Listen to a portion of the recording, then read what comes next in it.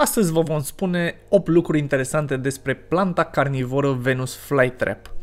Aceasta este perfect capabilă să distingă prada vie de obiectele neînsuflețite din jur, precum pietrele sau frunzele uscate. De altfel, planta fascinantă este foarte bine echipată natural să captureze și să digere insecte. Primul lucru pe care îl veți afla despre această plantă este că folosește o metodă iscusită de a-și captura prada, un echivalent natural al tehnologiei prin senzori. Venus Flytrap are o capacitate uimitoare de adaptare la mediu, consumând insecte ca sursă de nitrogen necesar pentru formarea proteinelor de care are nevoie să supraviețuiască.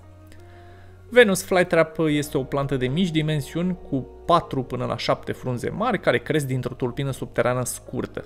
Aceasta din urmă atinge în general înălțimea de 7-10 cm.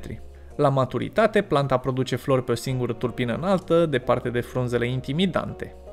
Gustările preferate ale plantei carnivore sunt furnicile și păienjenii. Chiar și așa, planta nu refuză nici mese formate din muște, gândaci, lăcuste, greieri, omis sau melcișori. Te întrebi cum a ajuns Venus Flytrap să aleagă un stil de viață carnivor? Ei bine, strămoșii săi trăiau în habitate cu sol foarte sărac în nutrienți, mlaștini și bălți, care nu le furnizau substanțele esențiale supraviețuirii. Mecanismul lor de adaptare a condus la capturarea insectelor și digerarea lor. Venus Flytrap folosește și o momeală naturală pentru a-și captura victimele. Planta produce un nectar cu miros dulce, îmbietor, de care toate insectele sunt atrase. Perii fiind de pe suprafața frunzelor, acționează similar senzorilor, care odată ce interceptează contactul cu insecta, activează mișcarea de închidere a frunzelor, astfel încât prada să nu mai poată evada. Frunzele au o viteză de închidere de 1/10 de secundă, când prada ajunge în proximitatea plantei.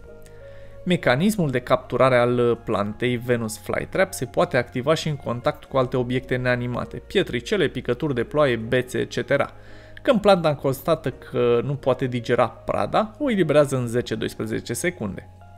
Prada ideală pentru Venus Flytrap are dimensiunea unei treimi din spațiul interior al frunzelor sale. E bine, acestea sunt cele 8 lucruri interesante despre planta carnivoră Venus Flytrap. Dacă ți-a plăcut acest video, nu uita să ne dai un like și să te abonezi la canalul nostru. Pe curând!